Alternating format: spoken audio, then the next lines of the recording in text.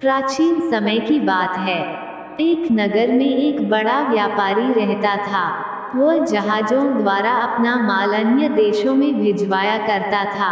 वह जितना ज्यादा धन कमाता था, उतना ही वह जी खोलकर दान भी करता।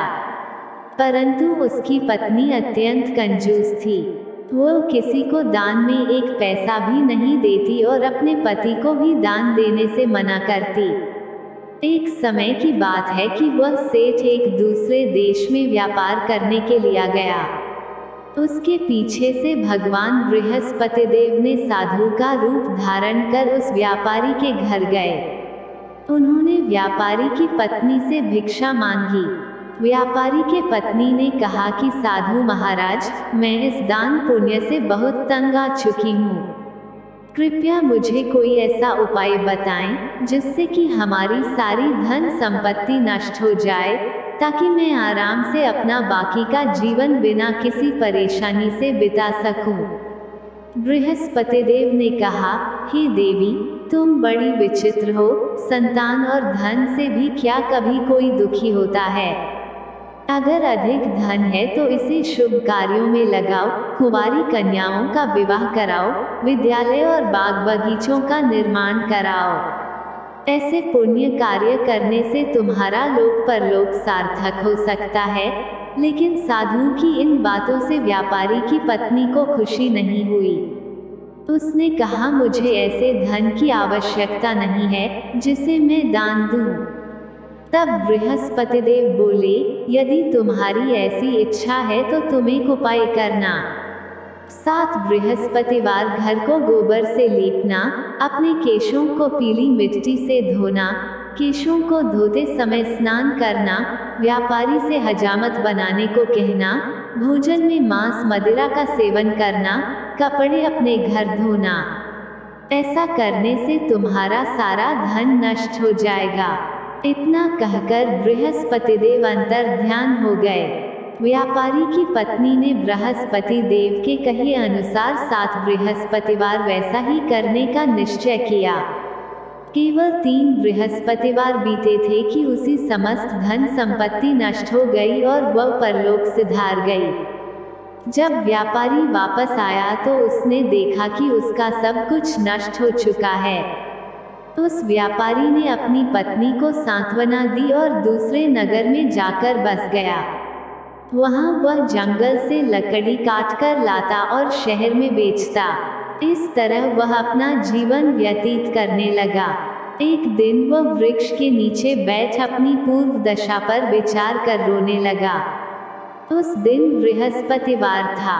तभी वहां बृहस्पति देव साधु के रूप में सेठ के पास आए और बोले, हे मनुष्य, तू इस जंगल में किस चिंता में बैठा है? तब व्यापारी बोला, हे महाराज, आप सब कुछ जानते हैं।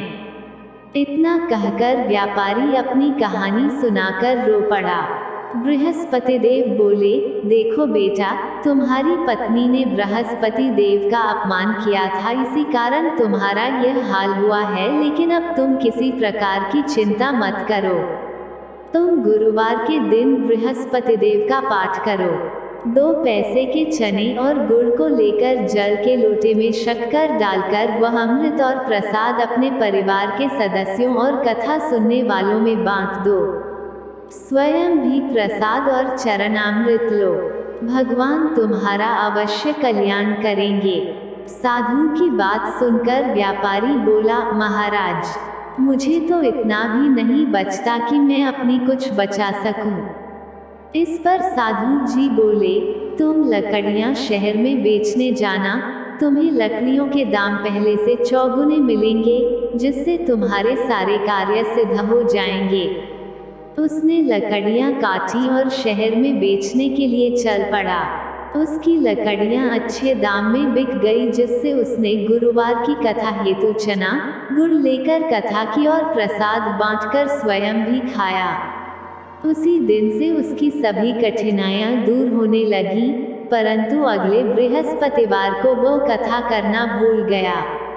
अगले दिन वहां के राजा ने एक बड़े यज्ञ का आयोजन कर पूरे नगर के लोगों के लिए भोज का आयोजन किया।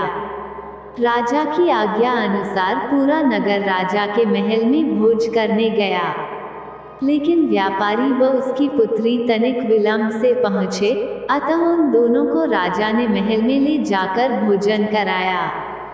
जब वे दोनों लौटकर आए तब रानी ने देखा कि उसका खूंटी पर टंगा हार गायब है। रानी को व्यापारी और उसकी पुत्री पर संदेह हुआ कि उसका हार उन दोनों ने ही चुराया है। राजा की आज्ञा से उन दोनों को कारावास की कोठरी में कैद कर दिया गया। कैद में पड़कर दोनों अत्यंत दुखी हुए। वहां उन्होंने बृहस्पति देवता का स्मरण किया। बृहस्पति देव ने प्रकट होकर व्यापारी को उसकी भूल का आभास कराया और उन्हें सलाह दी कि गुरुवार के दिन कैदखाने के दरवाजे पर तुम्हें 2 पैसे मिलेंगे, उनसे तुम चने और मुनक्का मंगवाकर विधिपूर्वक बृहस्पति देवता का पूजन करना, तुम्हारे सब दुख दूर हो जाएंगे। बृहस्पतिवार को कैदखाने के द्वार पर उन्हें 2 पैसे मिले। बाहर सड़क पर एक स्त्री जा रही थी। व्यापारी ने उसे बुलाकर गुड़ और चने लाने को कहा।